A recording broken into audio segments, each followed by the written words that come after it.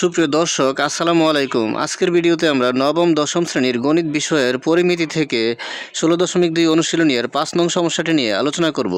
এখানে বলা আছে একটি বর্গক্ষেত্রের পরিসীমা একটি আয়তক্ষেত্রের পরিসীমার সমান। আয়তক্ষেত্রটির দৈর্ঘ্য প্রস্থের 3 গুণ এবং ক্ষেত্রফল 768 বর্গমিটার। প্রতিটি 40 সেন্টিমিটার বর্গাকার পাথর দিয়ে বর্গক্ষেত্রটি বাঁধাতে মোট কতটি পাথর লাগবে? আমাদেরকে এখানে প্রতিটি 40 সেন্টিমিটার বর্গাকার পাথর দিয়ে বর্গক্ষেত্রটি বাঁধাতে মোট কতটি পাথর লাগবে সেটি নির্ণয় করতে হবে। আর এটি নির্ণয় করার জন্য আমাদেরকে বর্গক্ষেত্রটির ক্ষেত্রফল এবং পাথরের ক্ষেত্রফল জানতে হবে। আমরা যদি বর্গক্ষেত্রটির ক্ষেত্রফল জানতে পারি আর পাথরের ক্ষেত্রফল নির্ণয় করতে পারি, তাহলে বর্গক্ষেত্রটির মোট ক্ষেত্রফলকে পাথরের ক্ষেত্রফল দিয়ে ভাগ করলে কতটি পাথর লাগবে সেটি নির্ণয় করতে পারবো। আর এখানে শর্ত দেওয়া রয়েছে বর্গক্ষেত্রটির পরিসীমা একটি আয়তক্ষেত্রের পরিসীমার সমান। আর আয়তক্ষেত্রটির কথা বলা আছে আয়তক্ষেত্রটির দৈর্ঘ্য তার প্রস্থের 3 গুণ এবং ক্ষেত্রফল দেওয়া রয়েছে তার 768 বর্গমিটার। উক্ত শর্তানুযায়ী আয়তক্ষেত্রটির প্রস্থ যা হবে তার 3 গুণ হবে তার দৈর্ঘ্য। আমরা যদি আয়তক্ষেত্রটির দৈর্ঘ্য এবং প্রস্থ নির্ণয় করতে পারি, তাহলে দৈর্ঘ্য এবং প্রস্থের গুণফল হচ্ছে ক্ষেত্রফল। সেখান থেকে আমরা আয়তক্ষেত্রের ক্ষেত্রফলের সূত্রের সাহায্যে আয়তক্ষেত্রটির প্রকৃত দৈর্ঘ্য এবং প্রস্থ নির্ণয় করতে পারবো।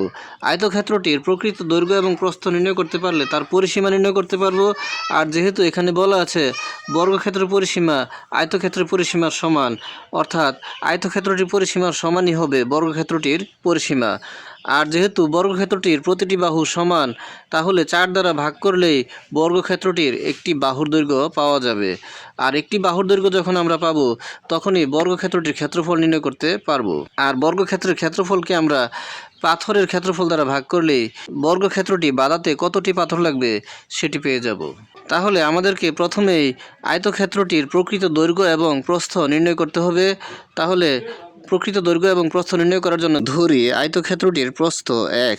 যেহেতু আয়তক্ষেত্রটির দৈর্ঘ্য প্রস্থের 3 গুণ, সুতরাং আয়তক্ষেত্রটির দৈর্ঘ্য হবে 3x। আমরা জানি আয়তক্ষেত্রের ক্ষেত্রফল সমান দৈর্ঘ্য গুণ প্রস্থ। আর যেহেতু প্রশ্নে লেখা আছে আয়তক্ষেত্রটির ক্ষেত্রফল 768 বর্গমিটার, তাহলে আমরা প্রশ্ন মতে লিখতে পারি দৈর্ঘ্য গুণ প্রস্থ অর্থাৎ 3x × x সমান ক্ষেত্রফল 768। 3x × x অর্থাৎ 3x² অর্থাৎ x গুণ x সমান x², 3x² সমান 768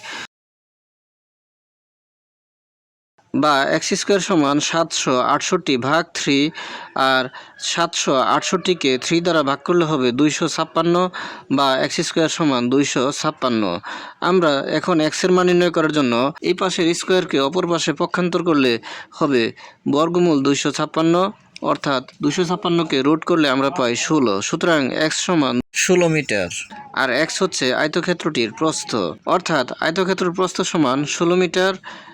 সুতরাং আয়তক্ষেত্রের দৈর্ঘ্য প্রস্থের 3 গুণ 16, 3 × 48 মিটার।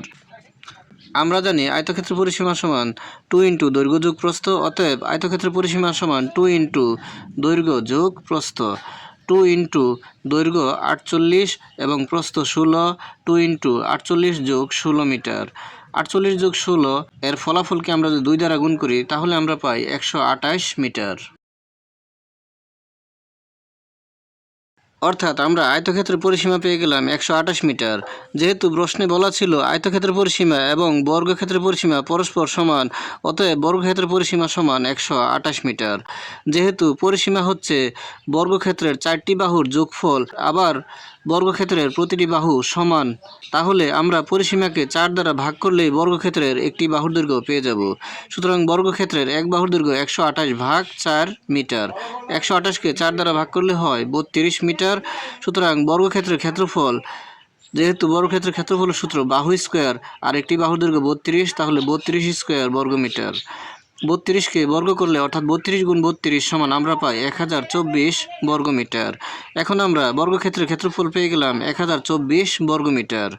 এখন আমরা বর্গক্ষেত্রটি বাধাই করতে যে পাথরের মাপ রয়েছে 40 সেন্টিমিটার, সেটিকে আমরা মিটারে রূপান্তর করব এবং মিটারে রূপান্তর করার পর তার ক্ষেত্রফল নির্ণয় করব। অতএব একটি পাথরের ক্ষেত্রফল হবে, যেহেতু 40 সেন্টিমিটার, 40কে আমরা যদি 100 দ্বারা ভাগ করি তাহলে মিটারে রূপান্তরিত হবে, তাহলে হবে 0.4 মিটার। আর 0.4 মিটার পাথরের এক বাহুর দৈর্ঘ্য, তাহলে পাথরের ক্ষেত্রফল হবে 0.4 স্কোয়ার বর্গমিটার। কারণ প্রশ্নে বলা আছে পাথরের আকার হচ্ছে বর্গাকার। 0.4কে স্কোয়ার করলে আমরা পাই 0.16 বর্গমিটার, অর্থাৎ একটি পাথরের ক্ষেত্রফল হবে 0.16 বর্গমিটার।